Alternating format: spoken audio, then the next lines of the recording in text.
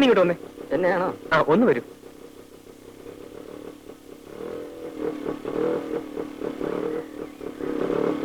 ഈ നാട്ടുകാരനല്ലേ? അതെ. എന്റെ പേര് ബാബു. വീട് എറണാകുളത്താ. ഈ നാട്ടിൻ പുറമൊക്കെ ഒന്ന് ചുറ്റിക്കാണുന്നുണ്ട്. ഒന്ന് സഹായിക്കോ? അതിപ്പോ ഞാൻ എങ്ങനെ സഹായിക്കാനാ? ഇവിടുത്തെ ഭംഗിയുള്ള സ്ഥലങ്ങളൊക്കെ ഒന്ന് കാണിച്ചു തന്നാ മതി. ഓ. ഫോർ എക്സാമ്പിൾ അമ്പലങ്ങൾ, പുഴ, വയലുകൾ. അല്ല, അതിനെന്താ വേണ്ടെന്ന് വെച്ച് തരാം. ഇതിനു മുമ്പ് നമ്മൾ തമ്മിൽ എവിടെയോ വെച്ച് കണ്ടതുപോലൊരു തോന്നൽ. ഇല്ലല്ലോ. ഞാൻ ഇന്നലെ ഈ നാട്ടിൽ വന്നത് തന്നെ. എന്റെ ചേട്ടൻ ഇവിടെ ജോലി. വരുമ്പോൾ ഒരു റാസ്കലിനോട് എന്റെ ചേട്ടന്റെ വീട്ടിലേക്കുള്ള വഴി ചോദിച്ചു. അയാൾ വഴി ആകെ തെറ്റിച്ച് പറഞ്ഞെന്ന് 10-20 മൈൽ എന്നെ കറക്കി. അയ്യോ, ആരാ വഴി തെറ്റിച്ചേ? ആരാണെന്നറിയില്ല.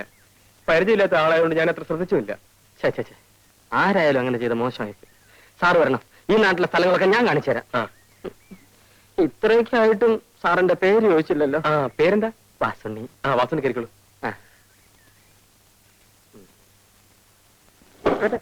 എന്താ മടങ്ങിയിരിക്കും? നേരെ പോട്ടെ. ശിവൻപിള്ളേ, ഇന്ന് നീ എന്നെ പ്രതീക്ഷിക്കണ്ട.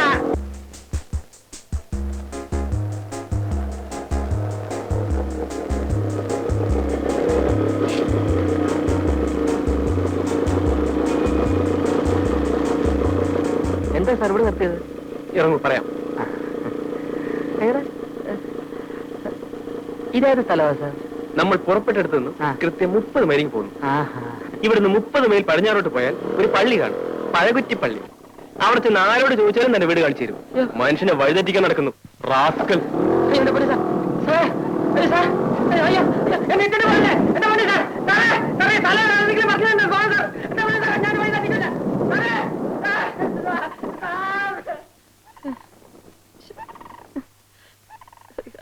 പൈസ പോലും ഇല്ല. ഒരാവശ്യമില്ലാത്ത പണിയായിപ്പോയി.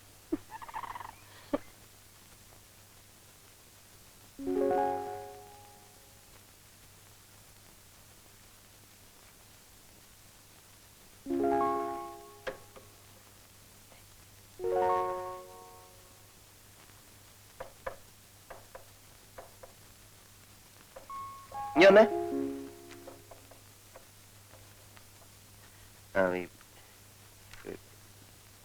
പോസ്റ്റ് ഓഫീസിൽ പോയിട്ട് ഒരു ഇല്ലന്റ് വാങ്ങിച്ചോണ്ട് വരണം. ഇല്ലന്റ് എന്തെങ്കിലും ഉണ്ട് സാർ, ഞാൻ തരാം.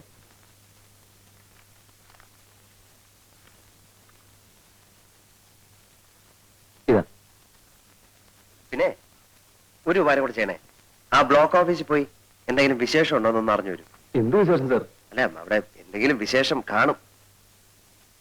ബസ്സിന് കാശ്.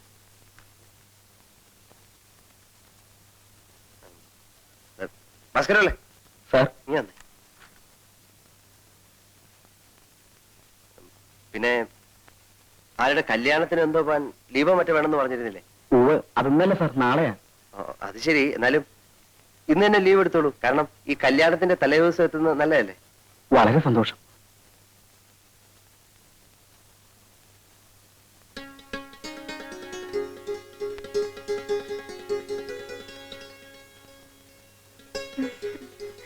അല്ല, ഈ ഓഫീസിലോട്ടൊക്കെ എന്തിനാ കയറി വരുന്നത്? വന്നാലെന്താ? അല്ല, ഇവിടെ പലരും വരുന്നതല്ലേ. ഏതായാലും വന്നതിലേക്ക് ഇരിക്കും. ഇരിക്കുന്നേ.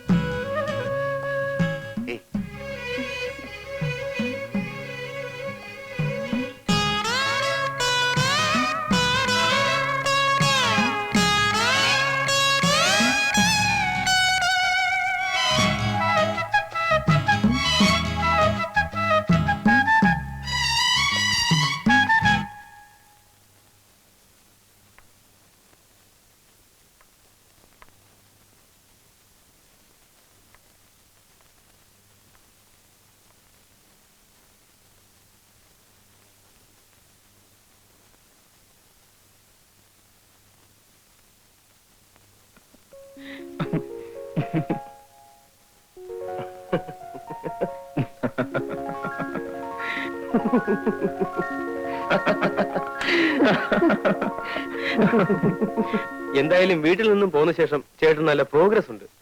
ഞാൻ സ്വപ്നത്തിൽ പോലും വിചാരിച്ചില്ല ചേട്ടനൊരു കാമുകനാകാൻ സാധിക്കുമെന്ന്. ഹ, നീ ചുമ്മാരി ബാബു. ഈ കാമുകൻ കീമുകൻ എന്നൊന്നും പറയുന്നത് എനിക്ക് ഇഷ്ടമല്ല. അതെല്ലാ കാമുകന്മാരും പറയുന്നതാ. ഇതങ്ങനല്ല. ജീവിതത്തിൽ സുഖവും ദുഃഖവും പങ്കിടാൻ ഒരു പങ്കാളി വേണം തോന്നി. മനസ്സിലിണങ്ങിയ ഒരു നാടൻ പെൺകുട്ടിയെ കണ്ടെത്തുകയും ചെയ്തു. ഇപ്പോ ആകെ കൂടെ അസ്വസ്ഥതയായി. അത് എക്സ്പീരിയൻസ് ഇല്ലാത്തതുകൊണ്ടാ. എന്താ ചേട്ടന്റെ പ്ലാൻ? അവളെ ഉടനെ വിവാഹം കഴിക്കുക. സംഗതി സീരിയസ് ആയ നിലയ്ക്ക് കല്യാണം ഉടനെ നടത്തുന്നതാണ് ബുദ്ധി. അതാ ഞാനും ആലോചിച്ചത്. വീട്ടിൽ പോയി നമ്മുടെ അച്ഛനോടും അമ്മയോടും വിവരം പറഞ്ഞാലോ? ഐഡിയ കൊള്ളാം. പക്ഷെ അവിടെ ചെന്നാൽ മിസസ് തമ്പിയുടെ മകളെ കഴുത്ത് തൂക്കിയിട്ട് അവർ ചേട്ടനെ വിടൂ. പിന്നെ എന്ത് ചെയ്യും ബാബു? ഇത്തരം കാര്യങ്ങള് ചേട്ടനും അനിയനും തമ്മിൽ സംസാരിക്കുന്നത് ശരിയാണോ? നീ പറഞ്ഞേ. പ്രായപൂർത്തിയായ ഒരാൾക്ക് കല്യാണം കഴിക്കാൻ പെണ്ണിന്റെ അല്ലാതെ വേറെ ആരുടെ അനുവാദം വേണ്ട. അറിയാമോ ചേട്ടന്? അത് ശരിയല്ല. കാരണം നമ്മൾ നേരായ മാർഗത്തിൽ കൂടെ സഞ്ചരിച്ചില്ലെങ്കിൽ. നേരായ മാർഗമാണ് ഈ പറയുന്നത്. എന്തായാലും നമ്മുടെ ഡാഡിയും മമ്മിയും ഇതിന് സമ്മതിക്കില്ല. ആ നിലയ്ക്ക് കല്യാണം കഴിഞ്ഞിട്ട് അവരെ അറിയിക്കുന്നതല്ലേ നല്ലത്.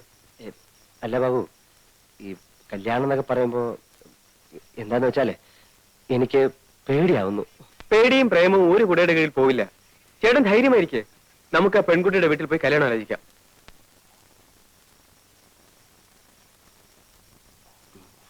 മമ്മിയുടെ ചെവിയിൽ ഈ വിവരം എത്തുന്നതിന് മുമ്പ് കല്യാണം നടത്തണം. അല്ലെങ്കിൽ എന്താ ഉണ്ടാവുന്നറിയോ? അവിടെ മറ്റേ പ്രശ്നം ചൂടുപിടിച്ചിരിക്കുക.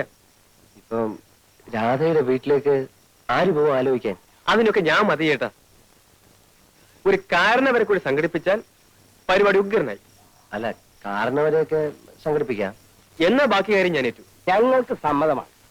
എന്നാലും കാരണവന്മാർ തമ്മിൽ ഇതിനെപ്പറ്റി ഒന്ന് സംസാരിക്കുക, ജാതകം കൈമാറുക, ഇങ്ങനെയൊക്കെ ചില നാട്ടാചാരങ്ങളൊക്കെ ഇല്ലേ? പട്ടണത്തിൽ എവിടെയാ നാട്ടാചാരം?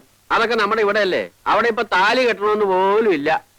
എങ്കിലും അവരിവിടം വരെ വരാതെ. ഞങ്ങളോട് ഡാഡിയും മമ്മിയും പണ്ടേ പറഞ്ഞിട്ടുള്ളതാ. ഇക്കാര്യത്തിൽ ഞങ്ങളൊന്ന് തീരുമാനിക്കുന്നു, അത് അവർക്ക് സന്തോഷമാണ്. അല്ല, നമ്മുടെ മര്യാദ അനുസരിച്ച്. മര്യാദയല്ലേ അവര് പറഞ്ഞത്? ഇത്തരം കാര്യങ്ങളൊക്കെ അധികം നീട്ടിക്കൊണ്ടുപോകാതിരിക്കുന്ന ഭംഗി. കല്യാണത്തിനെങ്കിലും അവര് വരുവോ? അതറിയില്ല. എന്തായാലും ഞാനുണ്ടാവും. ചേട്ടനൊന്ന് വഴിമാറി കിട്ടിയിട്ട് വേണം അനിയന് പ്രവേശിക്കാൻ, അല്ലേ? നല്ലൊരു ദിവസം നോക്കി നമുക്കങ്ങ് നടത്താം. അതെ, ചേട്ടൻ കല്യാണത്തിന് സമ്മതിക്കില്ലെന്ന് പറഞ്ഞ് മമ്മിക്ക് വലിയ സങ്കടമായിരുന്നു.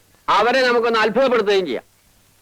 എന്നാ പിന്നെ എല്ലാവരും തീരുമാനിക്കുന്ന പോലെ അങ്ങ് ആയിക്കോട്ടെ.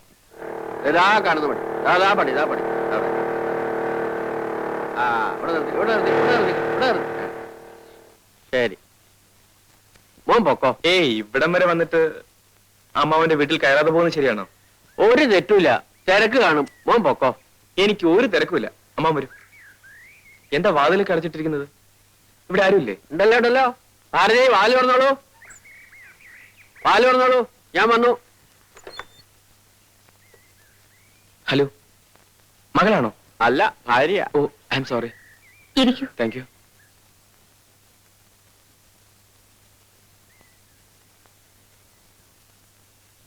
എന്നെ പരിചയപ്പെടുത്തിയില്ലല്ലോ.